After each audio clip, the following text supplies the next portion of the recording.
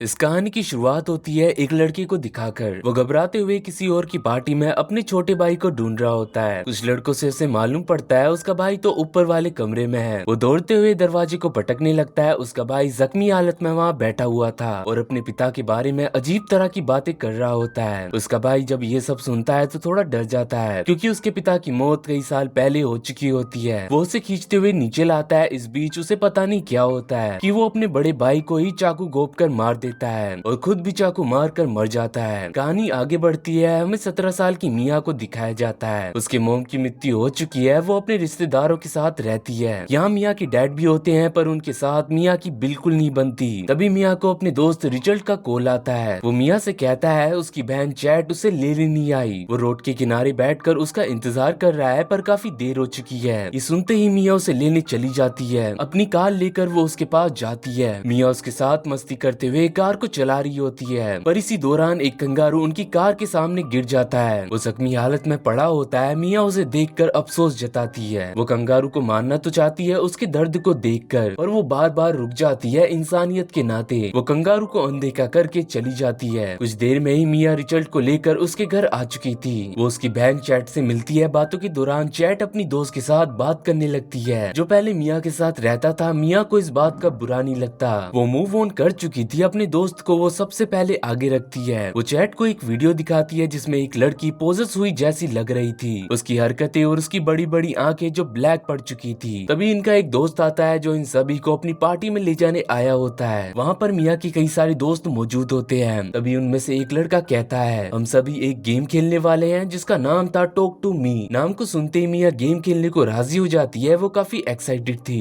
वो मिया को एक चेयर से बांध देते हैं। मोमबत्ती को बुझाकर लाइट को बंद कर देते हैं। वो एक क्रीपी सा हाथ लाते हैं। वो लड़का मिया को बताता है तुम्हें उसके हाथ को अपने हाथ से मिलाना होगा और कहना होगा टॉक टू मी। मिया ऐसे ही करती है। अपने हाथ से उस हाथ को मिला लेती है पर उसे ये सब करते हुए अजीब सा लग रहा था। तभी उसके सामने एक बूढ़ा सा आदमी आ चुका था जो सिर्फ मिया को ही दिख रहा होता है। वो झटके से अपने हाथ को अलग कर देती है। वो डरी होती है पर दोस्तों के कहने पर उसे ये गेम पूरा ही करना पड़ता है। दोबारा जब वो ऐसा ही करती है तो अचानक से वो पीछे हो जाती है। वो कहती है मैं आपको अंदर आने देती हूँ। अगर कोई भी शैतान उसके आसपास होएगा तो वो मिया को पोजेस कर सकता है। तभी उसकी हालत बिगड़ने लगती है। उसकी आंख काली पड़ चुकी थी। वो चिल्लाते हुए रायली से कहती है वो तुम्हारे पीछे ही है। रायली इससे डर चुका था क्योंकि मिया को देखकर लग रहा था उसके अंदर डीमन है। वो रायली से ये भी कहती है तुम यहाँ से भाग जाओ वो तुम्हें मार देगा। गेम का समय पूरा हो चुका था। वो सभी मिया को संभालने लगते हैं। उसके हाथ को छुटाकर वो कैंडल को बुझा देते हैं पर इन्हें अंदाजा भी नहीं होता मिया के साथ आगे क्या कुछ होने वाला है। मिया की इन बातों से डरा रायली अकेले सोने से डर रहा होता है। डर को कम करने के लिए वो चैट के पास जाता है पर चैट उसे भगा देती है। वो उदास होकर मिया के पास जाता है। वो मिया के पास ही सोने वाला था क्योंकि मिया आज की रात उन्हीं के घर रुकने वाली थी। मिया उसे अपने बारे में बताते हुए कुछ डरावने सपने का जिक्र करती है जो हर बार मिया को डराता है। मिया शीशे के सामने अपनी परछाई को देख नहीं पाती। रायली उससे गेम के बारे में पूछता है उस समय तुम्हें कैसा एहसास हुआ था। वो कहती है वो खुद को हवा में झूलता हुआ महसूस कर रही थी। इन बातों को सुनकर रायली को नींद आ जाती है। मिया उसे प्यार से सहला रही थी पर उसका हाथ किसी डीमन जैसा लग रहा था। ये बात तो तय थी कि वो पोजेस हो चुकी थी उस गेम की वजह से।